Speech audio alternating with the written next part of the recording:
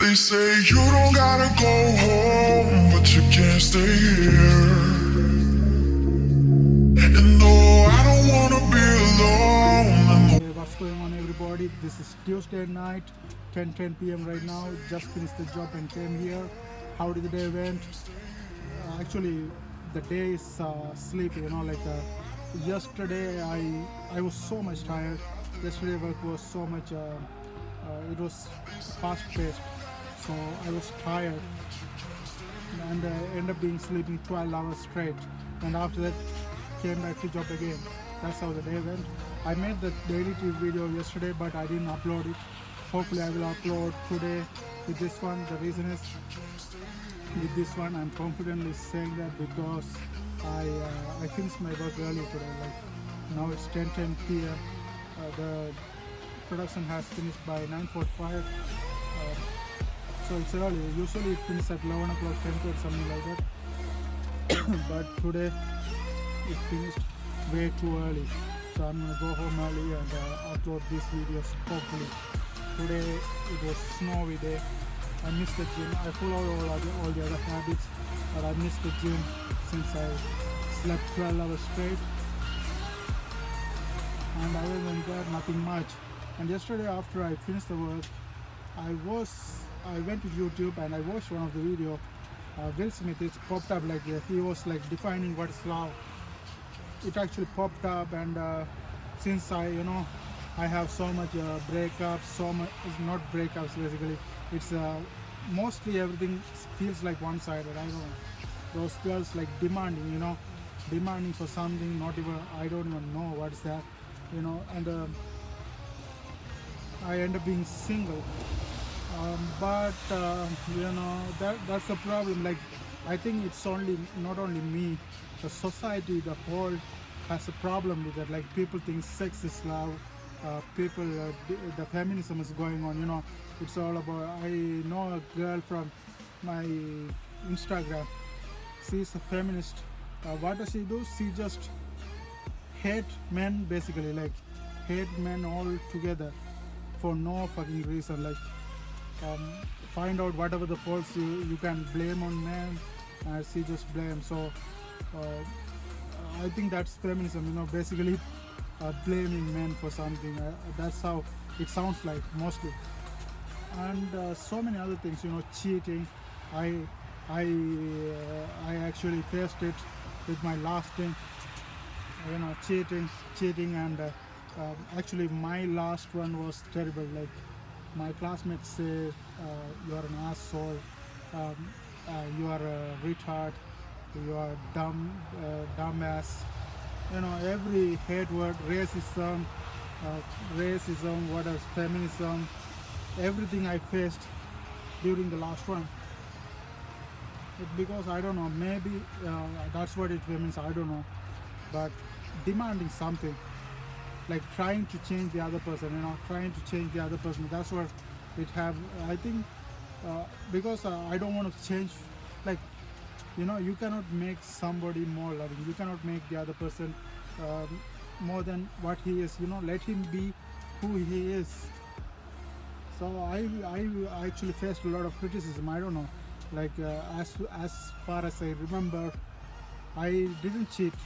I didn't cheat for any girl. Like I didn't do that what she did, but they are saying I'm being so much mean and stuff like that. I still don't understand. So that's how the last one went, and previous one I don't know. Like they expect something, I don't know. So things are going like this. So that's what toward. Finally, I end up being just loving myself. I don't need anybody. That's way much better, and I'm happier. When I'm in this semesters during that girls, I'm miserable as fuck because everybody was fucking criticizing me. That actually led me to so much headache and everything. I was like frustrated. So now I'm happy because I'm by myself. I started loving myself. Actually, that brings happiness. I think that's a good way to go about it. And this Will Smith video, I'm gonna put it after my talk. Will Smith video, I watched that, and when I listened to that, actually I was like, wow, people like that even exist in this world, you know. People nowadays think sex is love and all this kind of thing.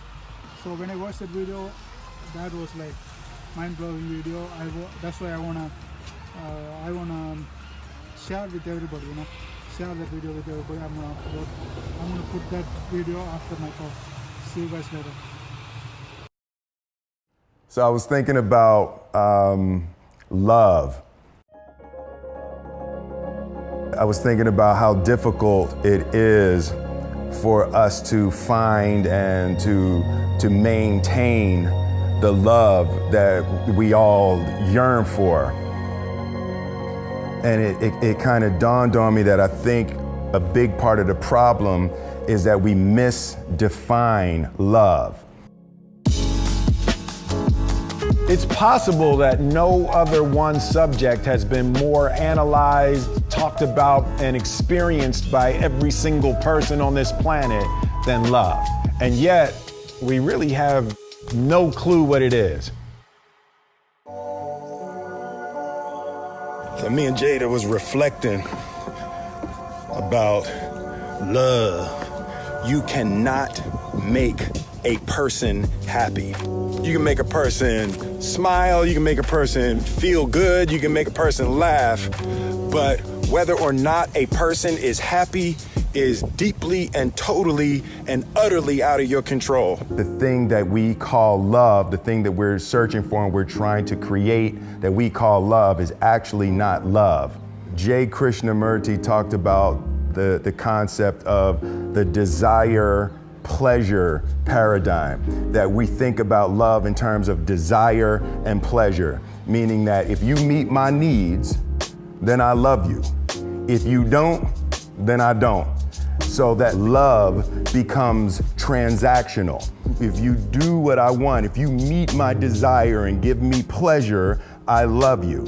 If you don't meet my desire and you don't give me pleasure, I don't love you. I think that the insatiable nature of desire, trying to get somebody to fill our cup, I think that leads to anger, and it leads to frustration, and ultimately it makes us break apart from people.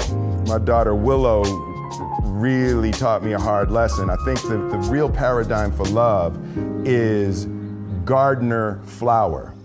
So the relationship that a gardener has with a flower is the gardener wants the flower to be what the flower is designed to be, not what the gardener wants the flower to be.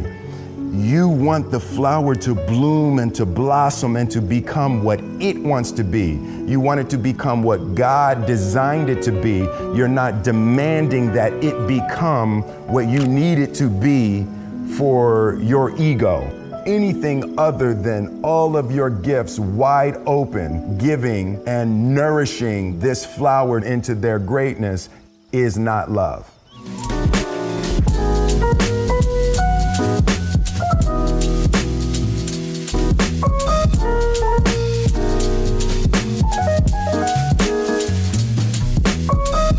I came up with a thing that has been really helpful to me. Love is spelled L-U-V. Listen, understand, and validate what you hear as true.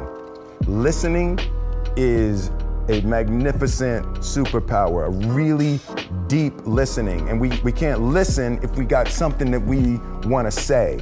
Listening is a connective energy, learning how to quiet your own mind and quiet your own thoughts and quiet your own needs and desires and listen to what the other person is saying. You is understand. That you have to truly understand what the person is saying to you.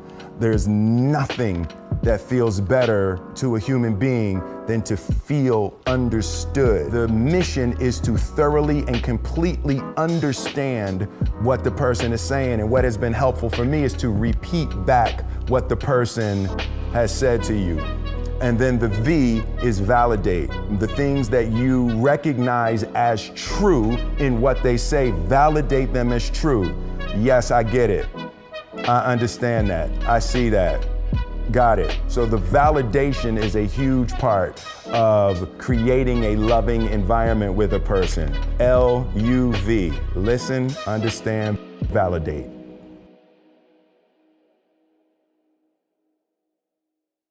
At its core, I think love is help.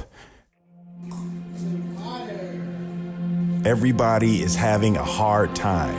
So love is really devotion to their struggle. It's when you're committed to helping somebody with their life, helping them to suffer less, helping them to manage their minds and their emotions. I think love is a deep desire for our loved ones' growth and their blossoming and their all-around well-being. When you love somebody, you want them to feel good. You want them to be happy, and you want to see them succeed in life. And love really demands an in-depth understanding of their hopes and their dreams and their fears, their needs and trauma. I think love is giving and sharing our gifts for the purpose of nurturing them and empowering them and helping them to create their greatest joys. That's good. Awesome.